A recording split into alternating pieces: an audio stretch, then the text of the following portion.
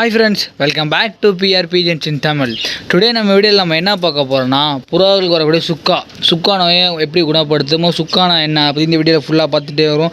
சரி கேஸ், வாங்க வீடியோக்குள்ள போகலாம். வீடியோக்குள்ள போகிறோம்னா நம்ம சேனல் நீங்கள் இப்போ தான் ஃபஸ்ட் டைம் பார்க்குறேன். நம்ம சேனல் கீழே ரெட் கலர் சப்ஸ்கிரைப் பண்ணி சப்ஸ்கிரைப் பண்ணிக்கோங்க. பக்கத்தில் எங்கள் பெல் பட்டன் ஆள் கொடுத்தீங்க, நம்ம அடுத்தடுத்து போகிற வீடியோ வந்துக்கிட்டே இருக்கீங்க, பார்த்து என்ஜாய் பண்ணிட்டே இருக்கலாம். சரி வாங்க வீடியோக்குள்ள போகலாம். கைஸ், சுக்கானா ஒன்றும் இல்லை, உங்கள் புறாக்களுக்கு வரக்கூடிய ஒரு விதமான நோய். அந்த நோய் வரும், ஆனால் நீ ஈஸியாக குணப்படுத்திடலாம். அந்த நோய் ரொம்ப குணப்படுத்த முடியாத நோய்னா இல்லை, நீங்கள் ஈஸியாக அந்த நோயை குணப்படுத்திடலாம்.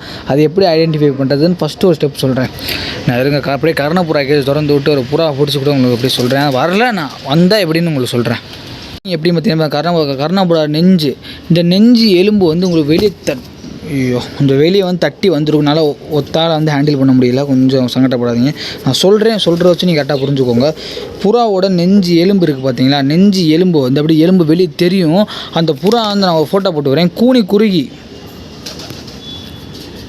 உங்கள் புறா பார்த்தீங்கன்னா கூனி குறுகி ஒரு மாதிரி டல்லாக நிற்கும். புறா இப்போ நார்மல் இப்போ நம்ம குண்டு இவ்வளோ சைஸ் இருக்கான், அது அப்படியே சைஸ் மெலிஞ்சு ரெக்க தொங்கல் மாதிரி போட்டு புறாவால் ஃபுட்டு அவ்வளோவா எடுக்க முடியாமல் அப்படியே சொங்கி சோறு அப்படியே நிற்கும்.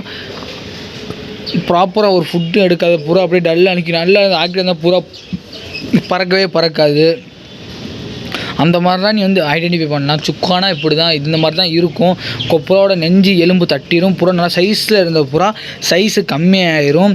இதை நான் இந்த வீடியோ ஏன் கொஞ்சம் இம்பார்ட்டண்டாக சொல்லி போகிறேன், ஏன்னா ஒருத்தர் நம்ம சேனலை கேட்டுக்கிட்டே இருந்தார். நான் பேர் விட டக்குன்னு ஞாபகம் வர மாட்டேங்குது. ஒரு ஃபியூ டேஸ் போட்டு ஒரு 3 வீடியோ தொடர்ந்து அவர் கேட்டுக்கிட்டே இருக்கார். அவர் பேரை கூட மேலே நான் மென்ஷன் பண்ணிவிட்டேன், அப்படி பார்த்துக்கோங்க. நான் அது உங்களுக்கு சில பேர் இப்போ நிறைய பேருக்கு ஆகுது, அது உங்களுக்கு சில பேர் சொல்ல எப்படின்னு தெரிய மாட்டேங்குது. சில பேர் என்ன நோயின்னு கண்டுபிடிக்க தெரில. தெரிஞ்ச அந்த நோய் என்னென்ன ஐடென்டிஃபை பண்ண தெரிஞ்சவங்களுக்கு நம்மள சொல்லிடுறீங்க. இப்படி தான் அந்த நோயை ஐடென்டிஃபை பண்ணி நீ பார்த்தாலே தெரியும். புறா கூனி குறுகி நின்று நல்லா சைஸாக நல்லா பல்காக இருந்த புறா அப்படியே ஒல்லி குஞ்சு புறான மாதிரி அப்படி ஒல்லி ஆயிரும். அதை வச்சு நீ ஈஸியாக ஐடென்டிஃபை பண்ணி, ஏன்னா நம்ம புறாக்களுக்கு சுக்கான தான் வந்திருக்கு. நெஞ்சு எலும்பு பார்த்தீங்கன்னா அப்படி தட்டி தொங்கும், அப்படியே நெஞ்சு எலும்பு இப்படி தனியாக அந்த மாதிரி இருக்கும். அதான் பார்த்தீங்கன்னா சுக்கா நோய். சரியா, இப்போ சுக்கானே வந்துருச்சு நம்ம புறாக்களுக்கு. அதை எப்படிடா குணப்படுத்த அப்படின்னு கேட்டிங்கன்னா, ஜஸ்ட் ஈஸி வே தான், ரொம்பலாம் கஷ்டம்லாம் இல்லை. உங்கள் புறாவை அந்த சுக்கா நோயோட சுக்கானே வந்த புறாவை தனியாக பிரித்து வைக்கணும்னு கேட்டிங்கன்னா தனியாக கூட பிரித்து வைங்க. இல்லை அவங்க மொத்த புறாவை போட்டுவாங்க. இந்த நோய் மித்த புறாக்கள் பரவுமா? பரவாது. சரியா, ஒன்றும் கவலைப்படாதீங்க, பரவாது. அந்த சுக்கா நோய் வந்த புறாவோட கூண்டு கழிச்சல் பார்த்தீங்களா, அப்படி தனியாக ஃபுல்லாக போய் வச்சுருக்கும். அப்படி என்ன சொல்ல, அந்த இடத்தையே ஒரு கொலன்னு வச்சுருக்கும். இப்போ நான் ஒன்று காட்டுறேன் பாருங்கள். இப்போ இந்த இடம் பார்த்தா ட்ரையாக இருக்கா, அது என்ன பண்ணியிருக்கும்னா, உங்களோட புறா கூண்டு எப்படி இந்த இடமே சொதன்னு ஈரமாக இருக்கும். நான் ஒரு வீடியோ இருந்தால் போட்டு விட்றேன். அப்படியே ஈரமாக இருக்கும், உங்களுக்கு பார்த்தாலே தெரியும். புறா ஓவராக என்ன ஆகிட்டு இருக்கும்னா, ஓவராக பாத்ரூம் போய் அந்த சுக்கானே வர முடியாது. அதனால் புறாவில் ஓவராக ஃபுட்டு எடுக்க முடியாமல் அந்த புறா என்ன பண்ணுன்னா, சாப்பிட்ட தண்ணியே அப்படியே தனித்தனியாக கழிச்சலாக பாத்ரூம் போய்ட்டு இருக்கும். ஸ்மெல்லும் வேறு மாதிரி இருக்கும். பார்க்க கலரும் ரொம்ப டார்க் பச்சையாக கூட இருக்கும். ஒரு சில ஒரு கலரில் இருக்கும். அதை ஈஸியாக வச்சு ஐடென்டிஃபை பண்ணிக்கலாம். சரி, இப்போ இதெல்லாம் வந்துடுச்சு. ஃபஸ்ட்டு ஸ்டெப், நான் ஒரு சில பேர் புறா பிரித்து வைங்க, பிரச்சனை இல்லை, தனியாக கூட வச்சுக்கோங்க. தனியாக அப்புறம் சாதா புறா கூட அப்படி சேர்த்து விட்டுக்கோங்க. அது நீங்கள் எப்படி என்ன மாதிரி மெடிசன் கொடுக்கலாம்னு பார்த்தீங்கன்னா, இதெல்லாம் வெரி இம்பார்ட்டன்ட் தெரிஞ்சுக்கோங்க. நீங்கள் மிஸ்டேக் பண்ணுறதுனா அதை அப்படியே என்னன்னே தெரியாமல் சில பேர் விடாமல் கரெக்டாக பார்த்துங்க. உங்களோட எப்போயும் வளர்க்குற புறா எல்லா புறாவையும் ப்ராப்பராக செக்இன் பண்ணிட்டு, புறா கரெக்டாக இருக்கா, கொஞ்சம் டல்லாக இருக்கா, ஏன் இது சாப்பிட்டு வரமாட்டீங்க, இதெல்லாம் ஃபுல்லாக ஐடென்டிஃபை பண்ணிக்கோங்க.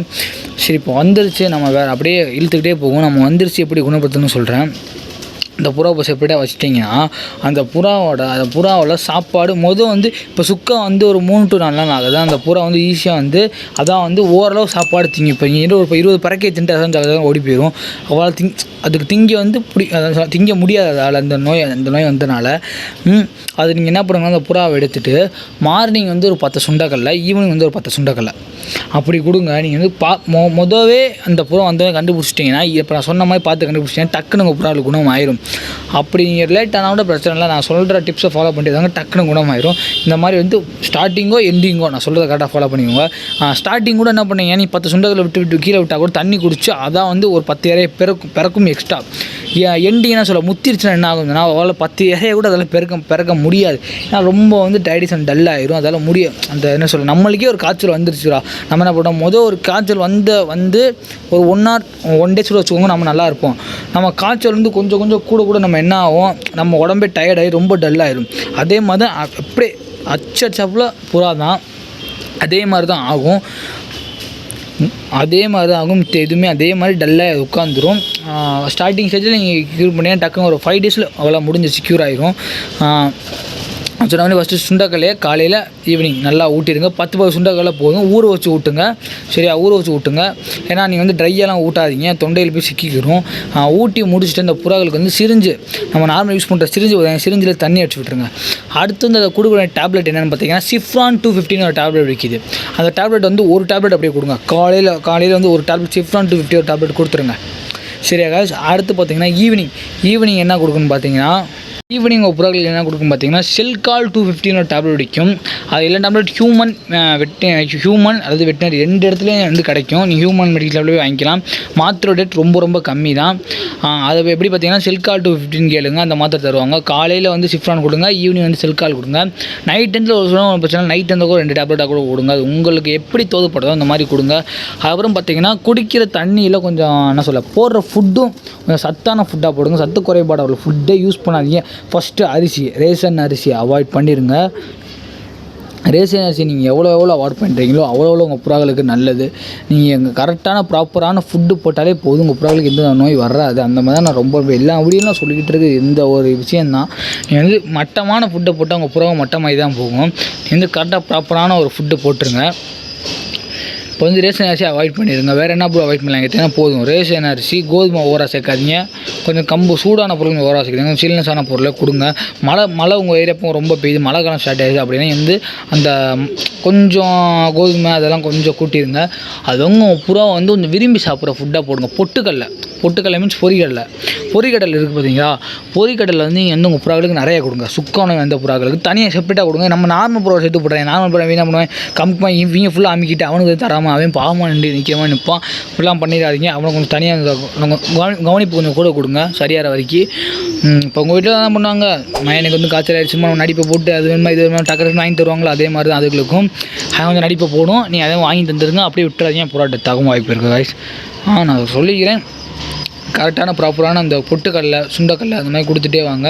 கொஞ்சம் ஊற வச்ச ஃபுட்டாக கூட போடுங்க. அது வந்து திங்கலை அப்படின்னா ஒன்றும் கவலையே படாதீங்க. 4 பறக்க கூட எம்பரால் திங்க முடியலடா அப்படின்டா நீங்கள் என்ன 15 சுண்டக்கல்லையாக கூட ஊட்டியே விட்டுருங்க, ஒன்றும் பிரச்சனையே இல்லை. ஊட்டி விட்டால் போதும், புறா குணமாயிரும். குடிக்கிற தண்ணியில் கொஞ்சம் ஆன்டிபயோட்டிக் கொஞ்சம் மஞ்சளை கலந்து போடுங்க. அடுத்ததான் விமிரால் சிரப், நான் ரொம்ப விட்டு சொல்லிக்கிட்டேன். விமிரால் ஒரு ஆன்டிபயோட்டிக், அது வந்து ஒரு நேச்சுரலி அது வந்து ஒரு சத்து இருக்குது. அது வந்து பார்த்திங்கன்னா ஒரு 1 வீக் ஒன்ஸ் வந்து அது வந்து 1 லிட்டர் தண்ணிக்கு 5 ml அந்த வயசு வந்து நீங்கள் கலந்து உங்கள் புறாக்களுக்கு வந்து அது வந்து சாதாரண மொத்தமாக குடிக்கிற தண்ணியில் கலந்து விட்டுருங்க. அந்த புறம் சேர்ந்து அப்படியே குடிச்சிடலாம். இந்த தண்ணியில் கலந்துட்டு ஒரு சிரிஞ்சில் சரட்டு உருவிட்டு அப்படியே கொடுத்துருங்க. அது கொடுக்குறனால என்ன ஆகுனா இதோட நோய் வந்து அந்த மாத்திரையாலையும் கொஞ்சம் குணமாகிறப்ப இந்த மாதிரி கொஞ்சம் அடிஷ்னல் ஆன்டிபயோட்டிக் வரப்போ அந்த நோய் அப்படியே ஃபுல்லாக டவுன் ஆகி உங்கள் புறா சூப்பரான குணமாயிடும். இவ்வளோ தான் guys, சுக்கவனை வந்து இப்படி குணப்படுத்தி போயிடலாம். ஒவ்வொரு மாத்திரை ஓவர் டோஸ் இசிகோல்ட் அப்படின்னு போட்டிங்கன்னா உங்கள் புறாக்களுக்கு பார்த்தீங்கன்னா ரொம்ப தான் நோய் வரும். ரொம்ப நோய் வரதில்லை, சைட் எஃபெக்ட் ரொம்ப கம்மிக்கும். என் ஃப்ரெண்டை கூட தானே சொல்லலாம், இந்த மாதிரி தான் பண்ணால் அது வந்து ரிஃபர் பண்ணுறவங்க வந்து ஒரு சில பேர் சொல்லி நிறைய பேர் கரெக்டான ரிஃபர் தான் பண்ணுறாங்க. ஒரு மாதிரி பண்ணால் சரியாது. ஒரு சில பேர் வந்து அவங்களுக்கு தெரியுது எப்படி டோசேஜ் அளவு அவங்க தெரியாமல் சொல்லிடுறாங்க. ஃப்ரெண்டு வந்து இந்த மாதிரி வந்து ஒரு புறாக்கு சளிக்கு வந்து போட்டால் அது வந்து மாற்றி வந்து அது வேறு விதமான நோய் வந்து புறா அப்படியே டெத்தே ஆகிடுச்சு. அதெல்லாம் முடியலை. ஏன் முடியலைன்னு பார்த்தீங்கன்னா ஓவர் டோஸால் தான் இந்த மாதிரி ஆகுது. நீங்கள் வந்து ப்ராப்பராக வந்து கரெக்டாக மெயின்டைன் பண்ணிக்கோங்க. இந்த மாதிரி மெயின்டைன் பண்ணாலே போதும், உங்கள் புறாக்கள் சரியாயிடும். சரி guys, டாட்டா பாய் பாய். இந்த வீடியோ அவ்வளோதான். நம்ம சேனலில் எவ்வளோ தூரம் பார்த்தவங்களுக்கு எல்லாருக்கும் ரொம்ப நன்றி. உங்கள் ஃப்ரெண்ட்ஸ் யாராவது புறா வளர்க்க போகிறாங்க, என்னென்ன பேர்ட்ஸ் பற்றி ஐடியா இருக்குன்னு டக்குன்னு நம்ம சேனல் ரெஃபர் பண்ணி கொடுங்க. அவங்களும் பார்த்து என்ஜாய் பண்ணட்டும் உங்களை மாதிரி. சரி guys, டாட்டா பாய் பாய். சப்ஸ்கிரைப் பண்ணாதவங்க பண்ணிக்கோங்க.